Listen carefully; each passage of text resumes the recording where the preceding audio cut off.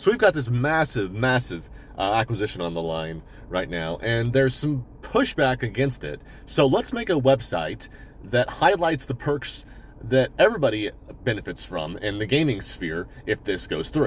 Yep, sounds good. We can do that. We'll get it made. What's the point, though? You know it's not going to pass. You can't keep Call of Duty only on Xbox and PC. You guys are crazy. Well, if you'd let us put Game Pass on PlayStation, then you wouldn't have to worry about it, now would you? Now, you and I both know that is never, ever going to happen.